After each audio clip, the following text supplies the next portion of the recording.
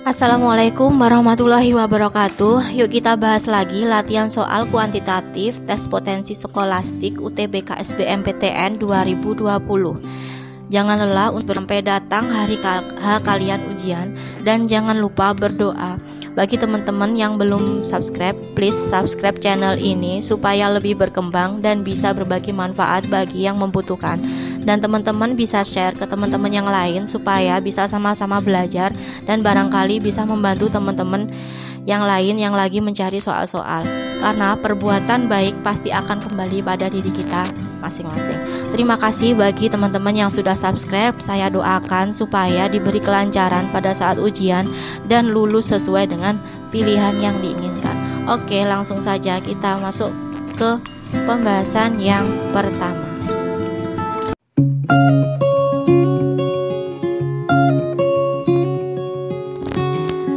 Oke, soal yang pertama, ada sebuah grafik fungsi dan garis. Perhatikan gambar di atas. Koordinat titik potong yang lain kedua kurva tersebut adalah A 0,3, B min 1,1, C min 5,7, D min 6,9, E min 7,11. Nah, ini yang ditanyakan adalah koordinat titik potong. Jadi teman-teman silahkan langsung saja ini mensubstitusikannya, atau ini disama dengankan. Ini karena sama-sama dengan Y, jadi Y sama dengan Y.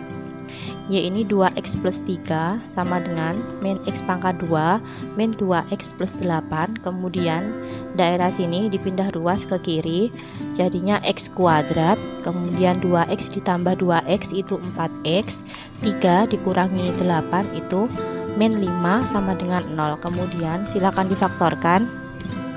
Faktornya adalah x plus 5 dikali dengan x min 1 sama dengan 0. Nah, untuk x plus 5 sama dengan 0, jadi ditemukan bahwa x sama dengan negatif 5. Kemudian untuk x min 1 sama dengan 0, itu berarti x sama dengan 1. Nah, untuk x sama dengan negatif 5, berarti y-nya, untuk mencari y-nya, silakan negatif 5 ini dimasukkan ke salah satu persamaan yang ini atau yang ini, sama saja. Misalkan dimasukkan kesamaan yang 2x plus 3, berarti 2 dikali min 5 itu min 10, ditambah 3 berarti min 7. Jadi dari sini diperoleh titik potongnya adalah min 5, min 7. Kemudian untuk x sama dengan 1, nilai y-nya adalah 2 dikali 1 itu 2, ditambah 3 itu 5. Berarti titik potongnya 1,5. Di sini yang ditanya adalah salah satu titiknya. Jadi yang ada jawabannya itu adalah yang manakah pernyataan yang benar? Pernyataan 1, sumbu simetris x sama dengan 1. Pernyataan kedua, titik puncak 1, negatif 9. Pernyataan ketiga, fx sama dengan x kuadrat min 2x min 8. Pernyataan keempat, nilai d lebih besar dari 0. Kita cek dulu pernyataan yang pertama. Pernyataan yang pertama, sumbu simetri. Sumbu simetri itu apa sih? Sumbu simetri itu merupakan x puncak. Jadi di sini ada, di puncaknya sini ada x puncak sama y puncak. Nah, nama lain sumbu simetri itu adalah x puncaknya. Untuk mencari sumbu simetri kita bisa pakai rumus yang min b per 2a, karena di sini belum ada persamaannya. Kita langsung saja cari yang di sini. Jadi kalau puncak itu kan selalu dia berada di tengah-tengah. Jadi untuk mencari x puncaknya, silakan x-nya ini ditambahkan dibagi 2. Jadi min 2 ditambah 4 sama dengan 2 dibagi 2 berarti hasilnya 1. Jadi x puncaknya itu ada di sini sumbu simetrinya. Benar, x sama dengan 1 berarti pernyataan yang pertama itu benar. Nah, sebelum kita melanjutkan ke pernyataan kedua, kita bisa cek dulu yang pernyataan ketiga supaya lebih mudah. Pernyataan yang ketiga, fx sama dengan x kuadrat min 2x min 8. Dari sini untuk mencari nilai fx-nya kita bisa pakai rumus dari ini yang melalui titik potong sumbu x dan melalui satu titik lain, tapi itu rumusnya lumayan panjang, nanti kapan-kapan saya jelaskan. Supaya lebih singkat, kita langsung cek aja di sini. Jadi langsung cek di pernyataannya, fx sama dengan x kuadrat min 2x min 8. Jadi titik mana yang dilalui oleh kurva tersebut. Jadi ini ada 0,-8 di sini, min 2,0 sama 4,0. Ini silahkan dimasukkan ke sini, disubstitusikan ke sini. Kalau nanti jawabannya benar berarti fungsi tersebut benar. Mulai dari 0,-8. Jadi x-nya diganti 0. Apakah dia nanti akan menghasilkan negatif 8? Kita coba saja. Jadi dimasukkan ke sini 0 kuadrat dikurangi 2 dikali 0 dikurangi 8. Hasilnya benar min 8. Jadi yang ini benar. Kemudian yang min 2,0 x-nya diganti dengan min 2. Jadi min 2 kuadrat dikurangi 2 dikali min 2 dikurangi 8. Jadi ini 4 ditambah 4 kan 8 dikurangi 8 hasilnya 0, berarti benar. Kemudian titik selanjutnya 4,0 dimasukkan lagi ke sini, 4 kuadrat dikurangi 2 dikali 4 dikurangi 8.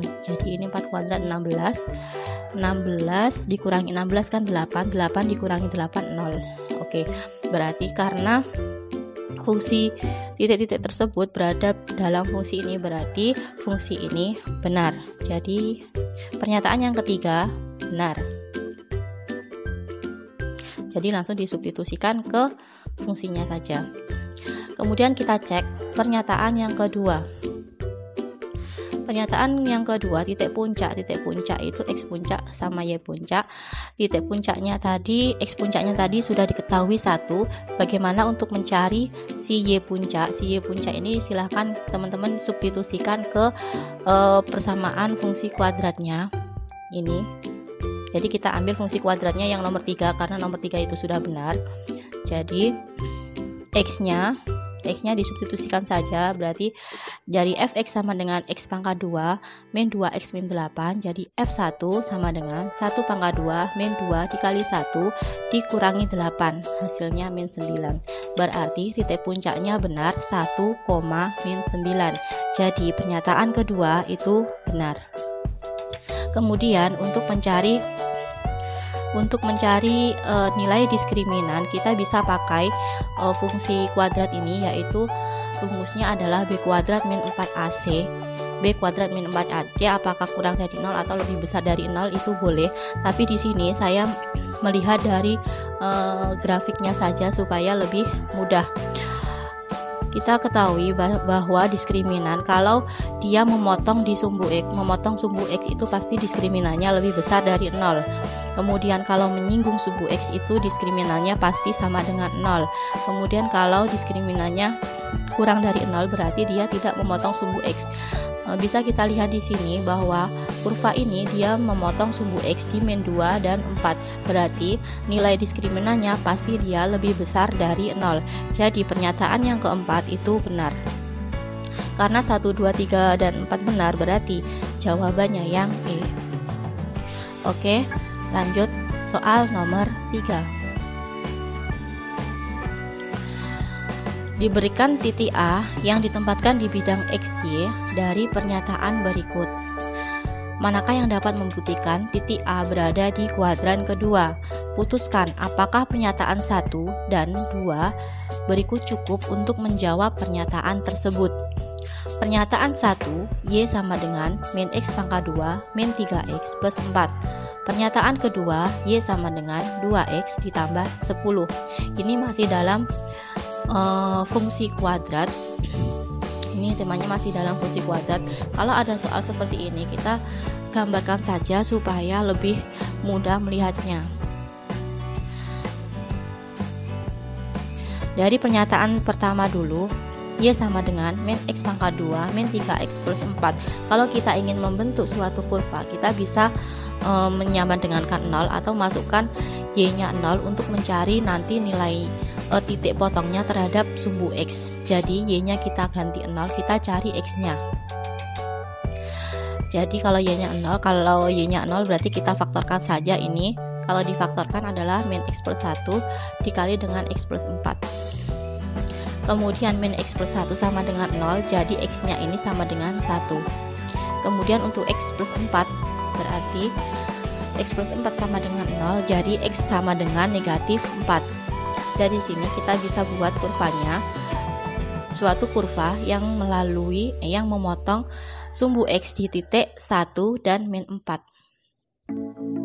Jadi seperti ini. Ini titik potongnya terhadap sumbu X, ini sumbu X, ini sumbu Y. Nah, kurva tersebut dia pasti namanya kurva dia pasti melengkung ya. Jadi bisa melengkung ke atas atau ke bawah. Ciri-cirinya adalah kalau depannya X kuadrat itu negatif, berarti dia melengkung ke bawah seperti ini. Oke, berarti ini kurva dari Y sama dengan min X pangkat 2 min 3X plus 4. Begitu. Kemudian, nah ini ada di kuadran 1, ini kuadran 2, ini kuadran 3, ini kuadran 4. Yang ditanya adalah titik A di kuadran kedua. Kalau kita pakai pernyataan satu saja itu ada di kuadran berapa? Kalau ini diperpanjang seperti ini, dia pernyataan 1 itu ada di semua kuadran. Jadi garisnya ini dia ada di semua kuadran. Mulai 1, 2, 3, 4, ya kan, ini ada di semua kuadran. Jadi pernyataan 1 saja itu belum cukup. Coba kita cek pernyataan yang kedua. Pernyataan yang kedua, Y sama dengan 2X plus 10. Kalau kita pakai gambar, kita bisa memisalkan X nya 0, berarti kalau X nya 0, 2 dikali 0 itu 0, ditambah 10, berarti 10. Jadi 0,10. Kemudian kita misalkan Y nya yang 0. Kalau Y nya 0, berarti 10 nya pindah ruas jadi min 10 ya. Jadi X nya min 10 dibagi 2 itu min 5.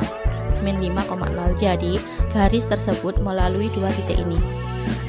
Nah, dua titik ini. Min 5,0 dan 0,10. Kalau kita tarik garisnya akan seperti ini.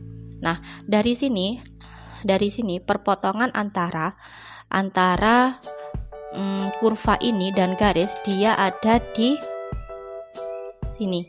Perpotongannya di sini dan titik ini ada di kuadran kedua. Jadi untuk menemukan bahwa titik tersebut ada di kuadran kedua, berarti kita harus membutuhkan pernyataan yang pertama dan yang kedua. Nah, bisa saja teman-teman mencari titik potongnya tanpa menggambar garis ini. Jadi seperti ini caranya. Ini cara yang kedua. Silakan teman-teman cari pernyataan yang pertama. Maaf, saya ulangi lagi. Dari sini untuk pernyataan kedua saja. Kalau pernyataan kedua saja cukup apa tidak, Kak? Coba kita lihat ya. Kalau pernyataan kedua saja ini, kalau garisnya ditarik sampai panjang seperti ini, dia akan menempati kuadran ke-1, ke-2 dan ke-3. Ya kan? Jadi pernyataan 2 saja juga tidak cukup. Nah, ini untuk menemukan titiknya harus pakai pernyataan 2, pernyataan 1 dan 2. Kalau ini kita tanpa menggambar, cara yang kedua itu mencari titik potongnya. Mencari titik potongnya sama seperti tadi, Y sama dengan Y. Kemudian ini 2X plus 10 sama dengan min X kuadrat min 3X plus 4. Jadi yang kanan itu dipindah ruas ke kiri, min X kuadrat jadi X kuadrat, berarti 2X ditambah 3X itu 5X, 10 dikurangi 4 itu 6, sama dengan 0. Kemudian silakan teman-teman faktorkan, jadi X plus 2 dikali dengan X plus 3 sama dengan 0. Untuk X plus 2 sama dengan 0 didapatkan X nya sama dengan negatif 2. Untuk X plus 3 sama dengan 0 berarti X sama dengan negatif 3. Untuk X sama dengan negatif 2 diperoleh Y nya, dimasukkan saja ke salah satu persamaan yang ini atau yang ini. Jadi kalau yang ini 2 dikali min 2 itu adalah min 4 ditambah 10 berarti 6. Jadi titik potongnya min 2,6. Kemudian untuk X sama dengan negatif 3 dimasukkan ke persamaan ini, 2 dikali min 3 itu min 6 ditambah 10 berarti 4. Berarti titik potongnya min 3,4. Nah, kedua titik perpotongan antara pernyataan 1 dan kedua itu kalau ditaruh di diagram Kartesius itu dia menempati. Jadi kita peroleh di sini bahwa dua pernyataan bersama-sama cukup untuk menjawab pertanyaan, tetapi satu pernyataan saja tidak cukup, berarti jawabannya yang C. Oke, lanjut nomor 4. Sebanyak 1000 petani akan menanam 2 jenis bunga. 900 orang menanam bunga mawar dan 500 orang menanam bunga melati.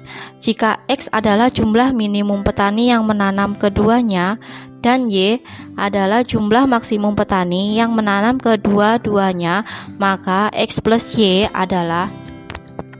Jadi ini kita pakai rumusnya, bisa digambarkan dengan diagram Venn atau pakai rumusnya saja yang himpunan, bahwa A gabungan B itu adalah NA plus NB dikurangi dengan NA irisan B.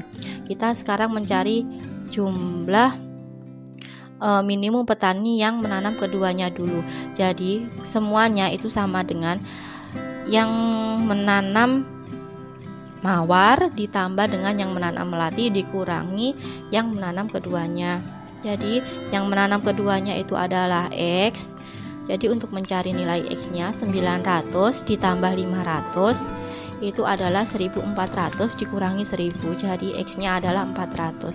Jadi jumlah petani yang menanam keduanya, jumlah petani minimum yang menanam keduanya adalah 400. Sekarang kita mencari jumlah maksimum petani yang menanam keduanya, karena di sini ada yang menanam mawar 900, kemudian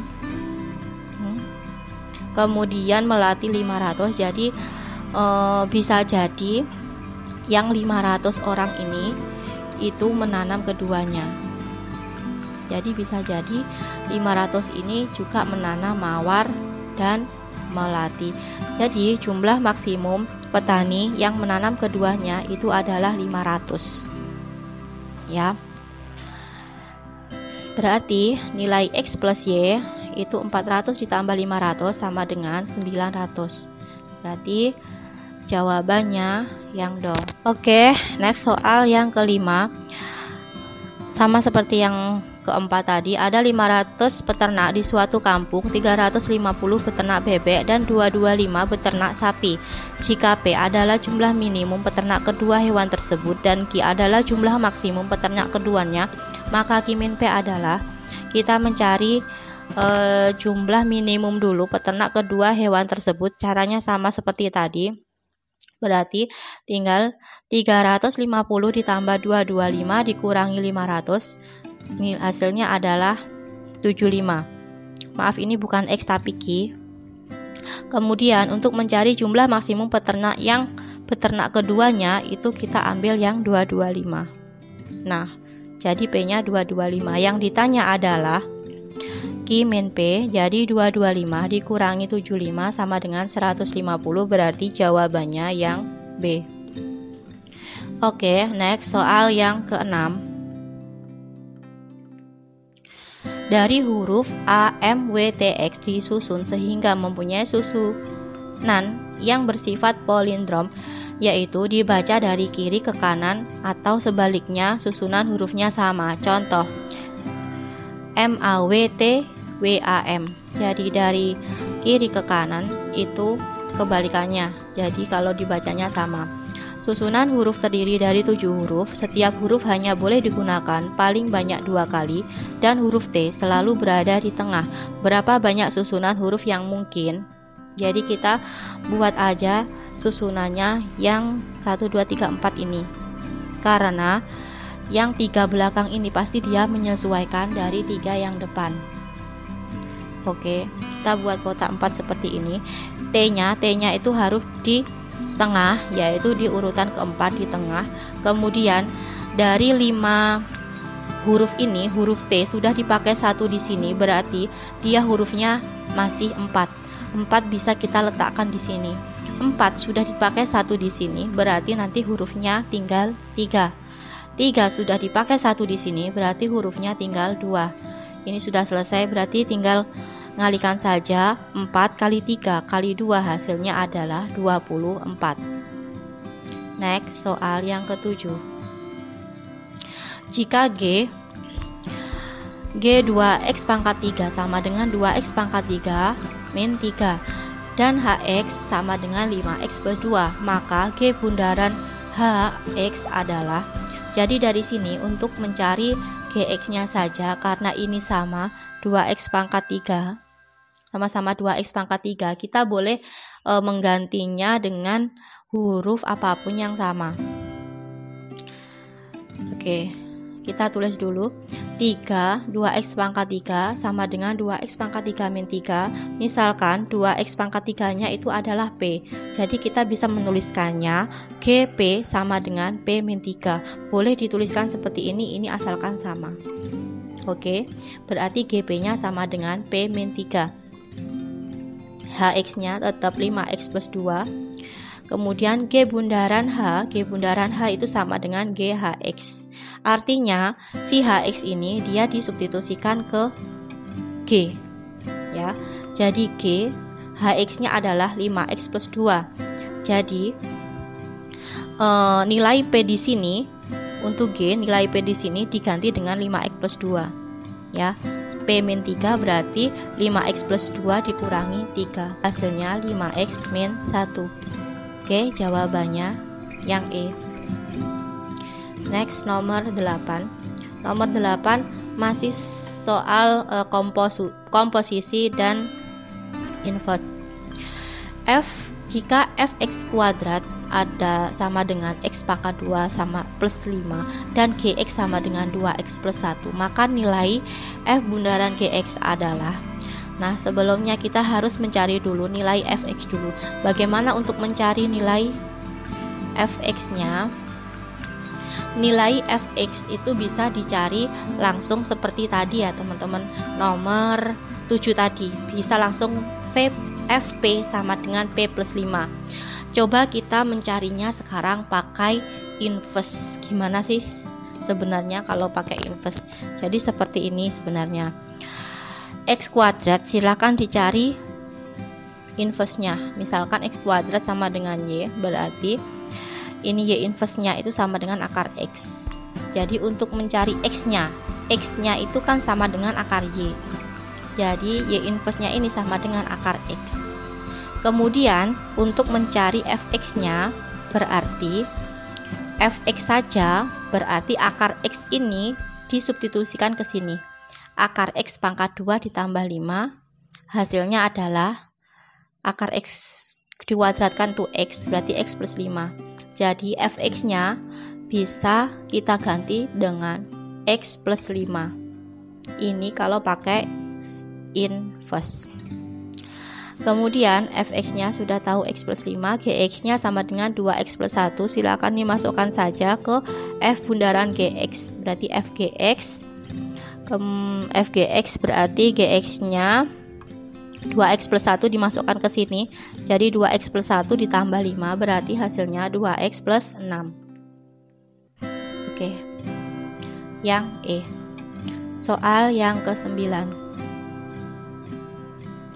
Diketahui MA sama dengan MA plus 1 ditambah dengan MA plus 4. Jika M1 sama dengan 5 dan M2 sama dengan 7, maka nilai M1 dikurangi M5 adalah, jadi dari sini kita harus mengganti si A nya ini supaya dia mengandung nilai 1, 5, dan 2. Misalkan kita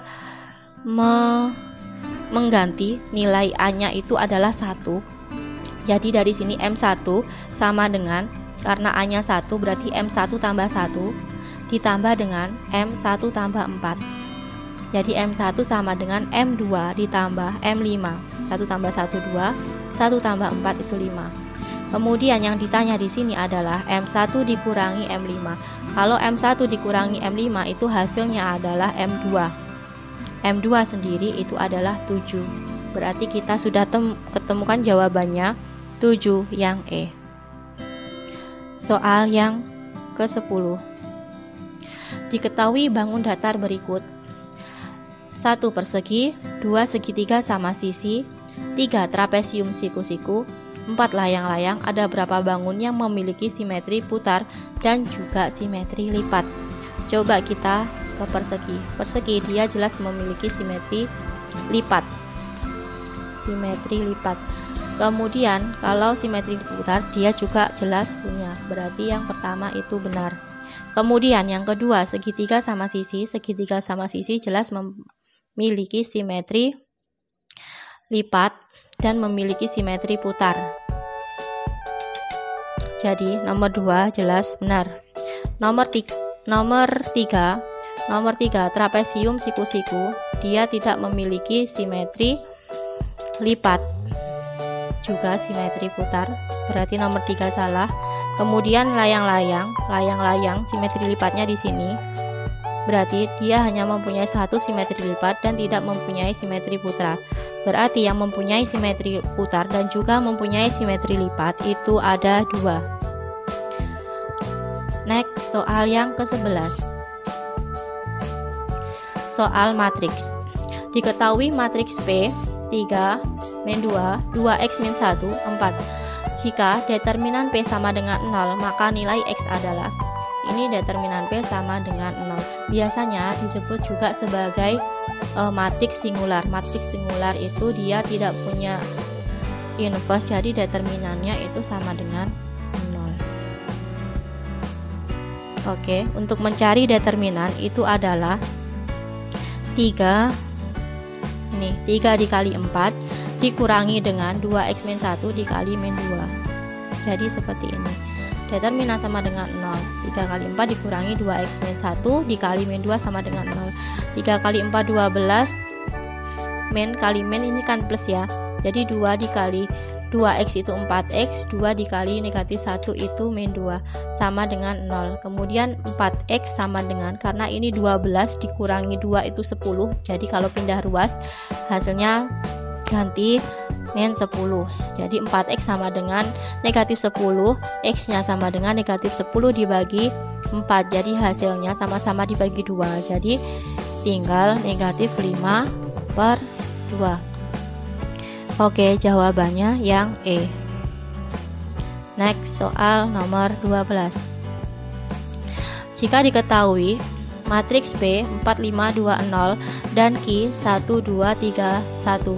Determinan matriks P transpose dikali Q kemudian diinverskan adalah. Nah, kalau ada soal seperti ini, teman-teman tinggal menerapkan sifat determinan. Jadi tidak perlu mencari transposnya, kemudian dikali, kemudian dicari inversnya, itu sangat membuang-buang waktu sekali. Jadi silakan pakai sifat determinan, di mana determinan A transpose itu sama dengan determinan A. Kemudian determinan A inverse itu sama dengan 1 per determinan A. Kemudian kalau ada determinan A dikali B itu bisa dipecah dengan determinan A dikali dengan determinan B. Jadi untuk soal ini kita bisa seperti ini. Determinan P transpose dikali Q inverse itu sama dengan, karena ini inverse berarti 1 per. Kemudian determinan P transpose itu sama dengan determinan P dikali dengan determinan Q. Tinggal seperti ini saja. Ini tinggal masukkan. Jadi 1 per determinan P transpose itu sama dengan determinan P. Untuk mencari determinan P berarti 4 kali 0 dikurangi 2 kali 5. Berarti 0 dikurangi 10 hasilnya sama dengan min 10. Kemudian determinan Q 1 dikali 1 dikurangi 3 dikali 2. Berarti 1 dikurangi 6 sama dengan min 5. Kemudian langsung dimasukkan ke sini. Nah, 1 per determinan P tadi min 10 dikali determinan Q-nya min 5. Min 10 dikali min 5 itu 50. Jadi jawabannya yang 1 per 50, yang B. Next, soal nomor 13.